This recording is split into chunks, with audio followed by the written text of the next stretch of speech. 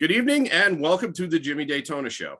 This evening I have Aaron Walker, who runs View from the Top, the Iron Sharpens Iron Mastermind, and the Mastermind Playbook. He believes in living a life not only of success, but also of significance. And he has worked with notable mentors, most notably Dave Ramsey, Dan Miller, David Landreth of blessed memory, Bob Warren, Ken Abraham, and Bob Buford. And he's got a lot of great ideas on, how iron sharpens iron and how men can be, great businessmen, great family men, and, great Christians. And thank you so much for coming on, Big A. Jimmy, how's it going, buddy? You doing well today? Yes, very much so. I just pivoted from my primary job and, was so excited to get you on the air and, share your ideas with our listeners. Yeah, man, it's my honor to be here. Thank you. I was going to ask you, when you mentioned living a life of success and significance, what are the similarities and distinctions between those two concepts?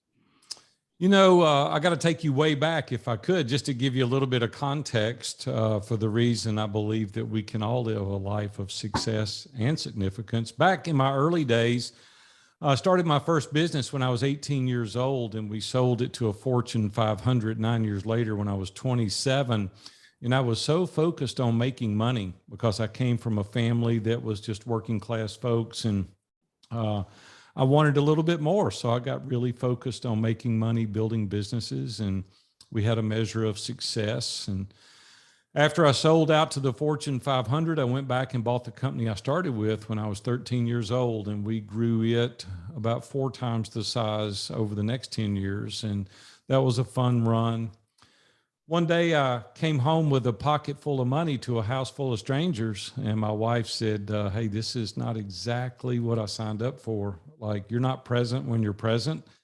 And I'm very appreciative of the money that you're making and the good accommodations that you're providing and the opportunities that we get to take as a family. But like, I'm running the girls around everywhere.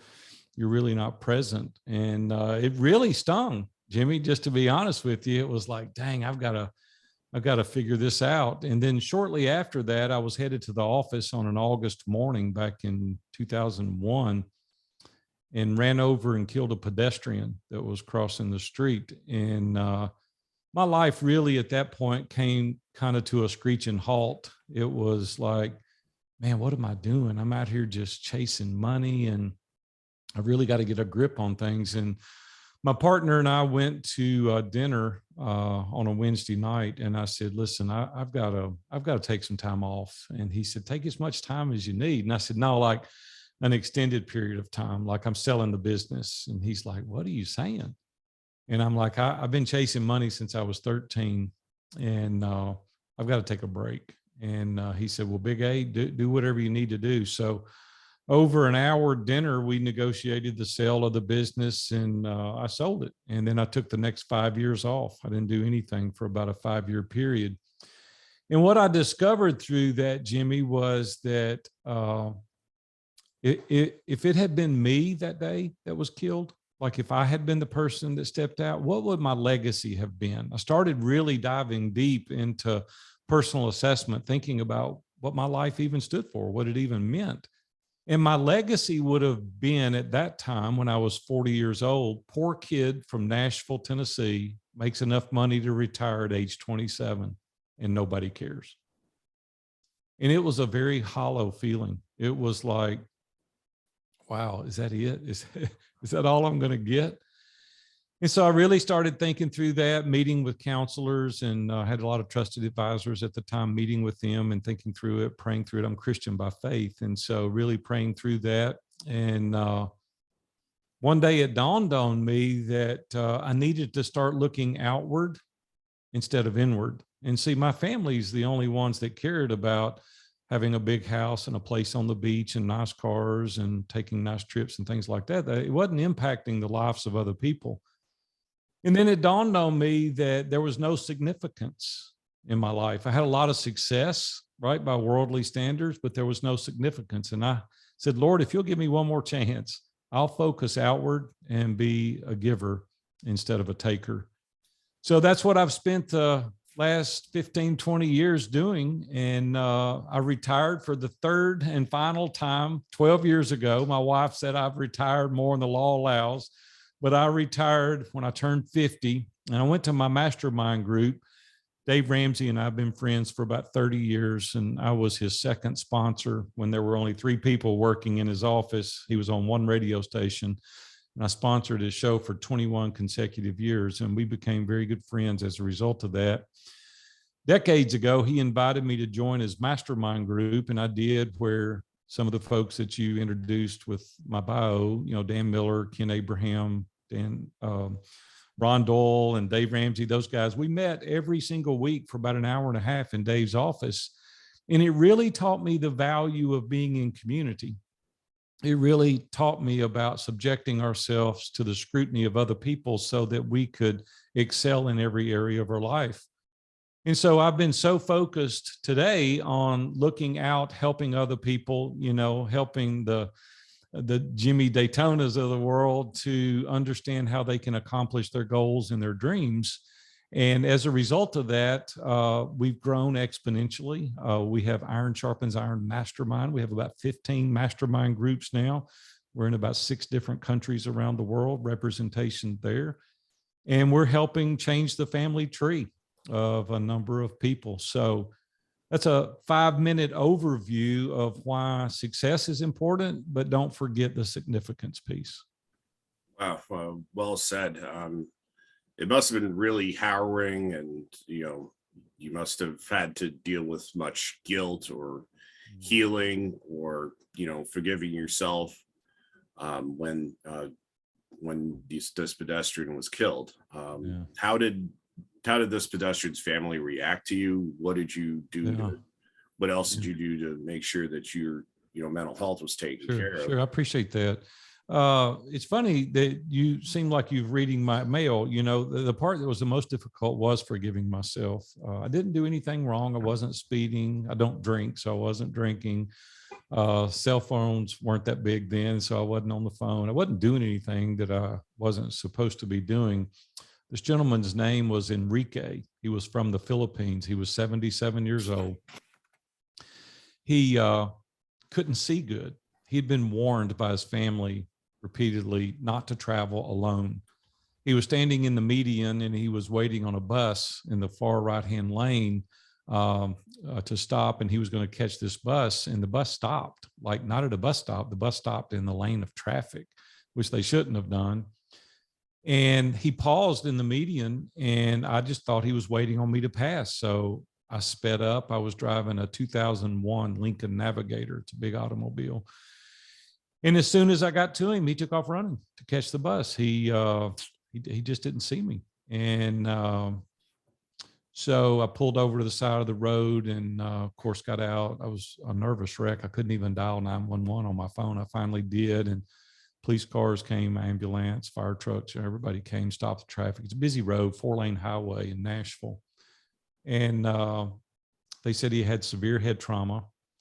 And I asked, was he still alive? And they said, yeah, currently he is. They took him to the hospital, and they called me Saturday morning at 9:30, and they said, Mr. Walker, he didn't make it.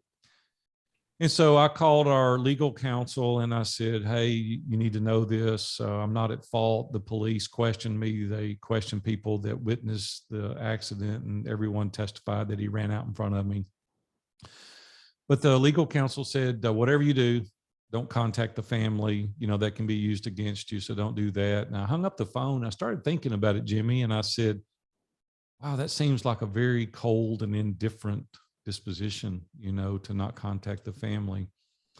I did a little checking around, found out who the family was, and found out the irony of this is that my personal physician and this gentleman were friends. They were both from the Philippines. And so he called the family and kind of spoke on my behalf, said, hey, this is a good family. I've known them for 30 years. And he would like to talk to you. And so he gave me their number, and I called them against the legal counsel's suggestion, but it just didn't feel right. You know what I'm saying? It just didn't feel right. So I called, and the daughter answered. And I explained my situation. She said, Mr. Walker, we're not going to sue. I mean, it was my dad's fault. He just didn't see you. He'd been warned repeatedly. She said, I hope you'll understand my mom's really not in a position to talk to you. And I said, no, totally get it. Just, give her our condolences. And she did.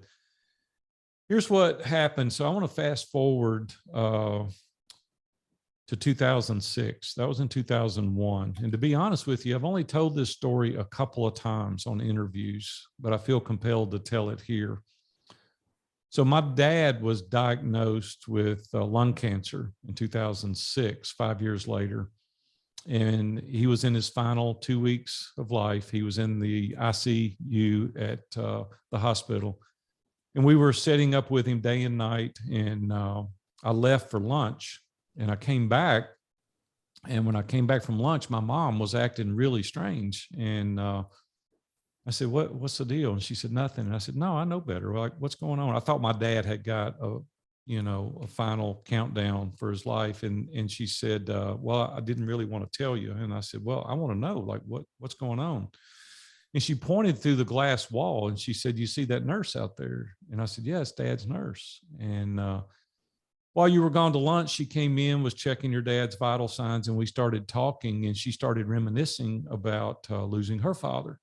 And we started talking through the situation. And my mom said, I asked her, did he die of a disease? And she said, no, he died in a car accident 5 years prior.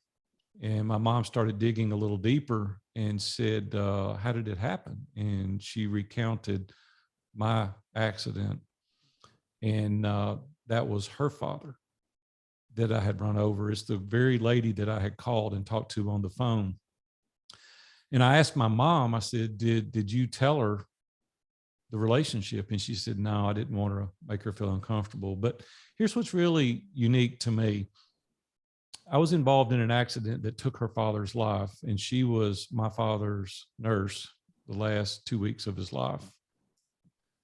And that, I don't know what you want to call that, but I think it kind of goes back to, we need to treat people the way we want to be treated. And maybe God just impressed upon me to give her a call to pay my condolences, because if it had been the other way and I hadn't called at that moment, I would have felt really guilty. So anyway, I took you down a long story just to say that we always got to do the right thing. Right? We've always got to follow our convictions. We've got to make those calls when they're difficult. We need to reach out. We need to live in community. We need to pay respect, pay our condolences. We just need to try to always do the right thing. And Jimmy, it taught me a valuable lesson that day, right? Just to treat other people the way we would want to be treated. Wow. My condolences on your losses, and may their memories be eternal. And yeah, thank you. You're doing your best to honor your father and to honor the pedestrian. You had mentioned also that the enemy of excellence is isolation. Yeah. Isn't isolation doesn't allow you to get more stuff done? No, it doesn't at all. Yeah, let's talk about that for a second. People ask me all the time, what do these masterminds do? And I say they eradicate isolation, because isolation is no question the enemy of excellence. See, we don't know what we don't know. And when you surround yourself with trusted advisors, you have people that you align with their core values, people that want to have great aspirations in numbers of areas of their life, and you get around that, it's contagious. And oftentimes, Jimmy, you know well as I do, we just went through a horrible pandemic, and that alone isolated many of us. There's a lot of emotional scars today as a result of that isolation. People act differently. They feel differently now being out in public. So just under natural circumstances, it's difficult. But when you really put something like the pandemic into place, it really isolates you. Now you're making all your life decisions alone. No interaction with other human beings. And I think that God created us to be in community. I don't think he created us to be in isolation. A lot of the times we have health concerns and we're not able to go out, and I get that. But when that's not the case, the more people that we can subject ourselves to and understand different insights and different perspective, it just gives us new ways to look at different avenues of our life. And so for me, I welcome constructive feedback. I want people to encourage my superpowers, but I also want them to point out my blind spots, because the blind spots is always what catches us. And they're blind spots for a reason. You would know they were there, but they're blind spots. And so we need people around us that know us well, that can help us push through those upper limit challenges, that can point out those blind spots so that we can excel in life. Yeah. When I was at Podfest in Orlando, the Iron Sharpens Iron, ethos from, Proverbs 27:17 definitely resonated with me. Sure. And, that's an example of it. People, figuring out what your blind spots are, giving you advice on how to improve, how to be more successful, and most importantly, how to be more significant. Yeah. Yeah. It goes hand in hand. I don't like it when people with money go, money is not important. Money is very important.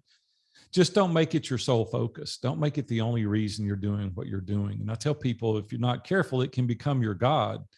And money is a tool. Rabbi Daniel Lapin is a good friend of mine. He wrote a book called Thou Shalt Prosper, which I highly recommend. You should read that book. And it gives us examples in the book where we should be compensated for a job well done. So in no way am I saying that we need to be a pauper, sell everything and, give everything away. That's not what I'm saying. But when we make it our sole focus, then it becomes very dangerous. And so, we need to get around other people so they can help keep us on track. Seek first the kingdom of heaven. Yeah. There you go. Matthew chapter 5. That's what it says, right? It's Sermon on the Mount. And if we do that, then we're going to be very successful as a result of living that way, first seeking the kingdom of God. What have your masterminds been like? What kind of breakthroughs have come through for you, as well as the people who've signed up for the masterminds? Yeah.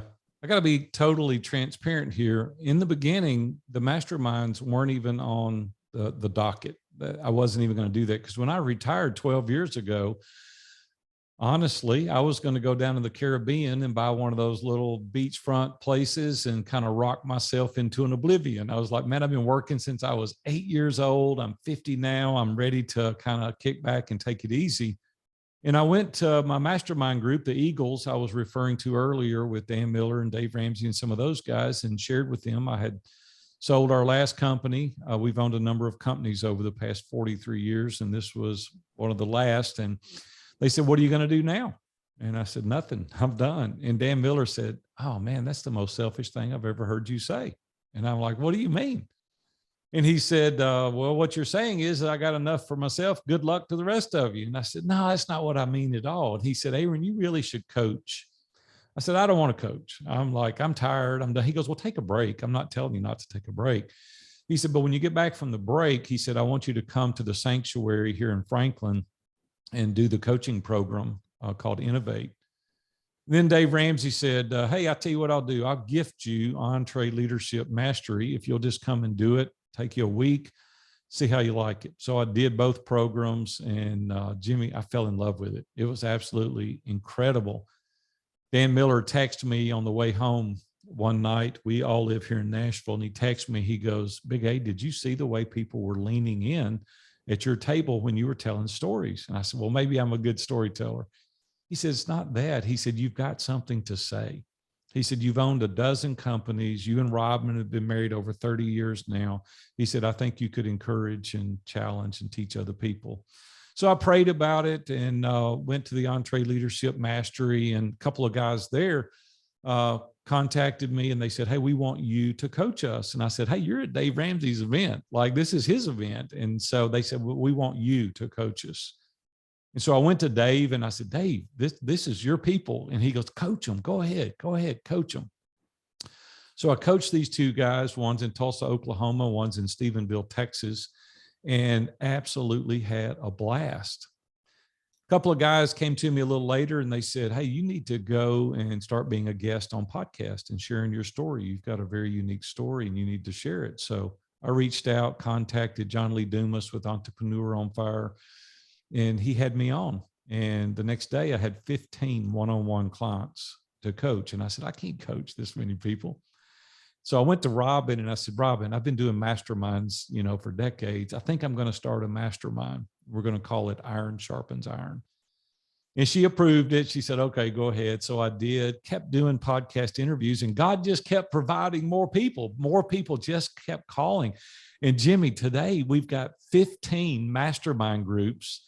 We've got 150 members. We've had members 6, 7, 8 years meeting in the same group. And the life change has been radical, personally, professionally, and spiritually, because we're very focused. We're not for the faint at heart. We're not for the people who want to talk about ball games and golf games. We're there to get it done. So we created a program called Come As You Will Be, where you present very aspirational goals, personally, relationally, professionally, physically, and spiritually.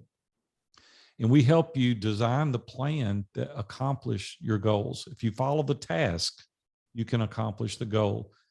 People today, they're doubling, tripling their business. There are a lot of substance abuse out there, and they're stopping that.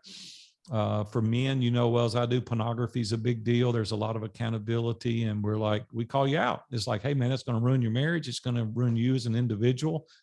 And these guys are stopping that. And the wives have become the biggest advocate because their man now is a different man, right? They're growing financially, they're growing spiritually, they're growing personal development, a lot of accountability. And when you have that level of accountability in every area of your life, you can't help but to excel. And I could sit here probably for hours and give you specific case in point, the way people grow. But when you have focused time, you have a vision, you have core values, you have a plan, you're going to accomplish a lot of tasks. Wow, that's wonderful. Thanks so much for sharing your successes. And you had mentioned the wives are the biggest cheerleaders of these men. I read that you just started doing Iron Sharpens Iron for women. Yeah, we do for the wives. We do for the wives of the men that are in the group. Now you've got both sides, right? They're growing in tandem. And the growth, the family unit, the dynamics of that has just absolutely 10x'd the growth because both persons are participating. Yeah, that's so wonderful. I know Dave is quite well known. I'm very grateful for him when he taught me get $1,000 saved up, get an emergency fund going, and save for retirement and medical expenses. I made some subtle shifts thanks to his ideas. And it served me very well. What's he like in person? What does he focus on most, and what are the two of you talk about? When you meet up with one another. Yeah, here's the thing. Dave is a very plain-spoken person, no question about it. Everybody knows that. I think one of the things people don't realize about Dave is how generous he is. It's unbelievable what he gives away, how he helps people. The people that work for him do very, very well because he shares. It's not just all about him. And I know that firsthand because we've been friends for 30 years and I've been with him since the very beginning. He was on one radio station here in Nashville. He gave me advertising to try him. He's not giving away advertising anymore, but he did then. And I tried him for 3 days and then signed up and then spent the next 21 years helping sponsor his show. But watching him be extremely focused, because he's probably the most diligent and focused, consistent individual I've ever been around in my entire career. Because if it's not on his focus, it's not on the itinerary, he doesn't do it. He doesn't allow shiny objects to distract him. And so I guess those are the things that would summarize him. He's very focused, he's very intentional, he's very consistent, and he's very generous. Yeah, he said, and you said in your book review that he was you're the mix of trusting God and being very diligent. How do you integrate those two concepts? Yeah, and he as well, his faith is primary in his life. Above Sharon and above his 3 children and all of his grandchildren, his faith is first and foremost. He's like all of us. We slip off and we do things and we say things that we shouldn't say. I don't know of anybody that doesn't. But I do know that it's at the core of who he is as an individual. And the other thing that I've really admired about him is that he's done this on his own with the help of a lot of team members, but wasn't given to him. He's worked for it. He's been very diligent, and he continues to change lives each and every day. You know, I think they've got over 10 million listeners a day now. They're on about 600 or 700 radio stations around the country. So yeah, God's really shown his favor on him, and he continues to add great value. Wow. Thank you for sharing, Sure. firsthand experience of Dave Ramsey. Your mom always said, couldn't do it and could do it all. Yeah, this is a fun story. When I was little, my mom wouldn't allow us to say can't. She would give us a task or a chore, and I couldn't say can't. She'd say, you might not be able to do it, but you're going to try. And as a result of that, it instilled a lot of self-confidence, because when I tried it, a lot of times it would work. And so I pushed through those barriers, those upper limit challenges. And so I adopted that kind of as my life mantra. I adopted, can't, couldn't do it, and could did it all. And today, we've been successful as a result of that. And I couldn't be more grateful. What was the experience writing View from the Top? Yeah, well, View from the Top is the parent company of Iron Sharpens Iron. So it's an events, it's a coaching program, and it's the mastermind. So View from the Top has been an awesome experience. I started it out on my own, and then we've hired a small team. We have about 10-person team now, and it's been a very pleasurable experience. Yeah, that's wonderful. I know that, you're been in Nashville for quite some time. I went 4 years ago to visit. I was checking out the Patriots-Titans game with one of my friends. Oh, yeah. And saw a bunch of really good sites, Country Music Hall of Fame, Andrew Jackson's Hermitage, went to the Grand Ole Opry. And you made the rounds. Yeah, I certainly did. That's awesome. What are your favorite sites around town? Yeah, I've been here 62 years. And so all of it's fun for me. I went last week to the Grand Ole Opry and watched Amos Lee. He was there playing. I've got we're not running around friends, but I've got some country music folks that I've worked with over the years. Johnny Cash used to be a customer of ours when I owned a retail store. And George Jones, a friend of mine, Bobby Burkhead, was his drummer for 30 years. So I got to know him a little bit. T.G. Shepherd is a friend of mine, lives here in Hendersonville. And so I'm acquainted with those guys, just living here in Nashville. My dad used to play with some of them. Got a distant relative, Ray Walker, that's a country music guy, used to play with Elvis. He was with the Jordanaires. So I don't want to sit here and name drop, but there's a lot of folks here, that we have acquaintances with. It's fun. Robin and I are pretty low key. We love to go out to dinner to nice restaurants and do those kind of things and just see the sights. Nashville is just a beautiful city. It's just a beautiful town. The people are all very friendly. Oh yeah, that's that Southern charm. These people have Southern hospitality, and we really enjoy it here. Yeah, I remember going to church while I was there, and the person knew I was from New England. She invited me up to the second row from front. I just absolutely love the hospitality. That's cool. That is very cool. Well, next time you come to Nashville, look me up, and I'll take you to dinner.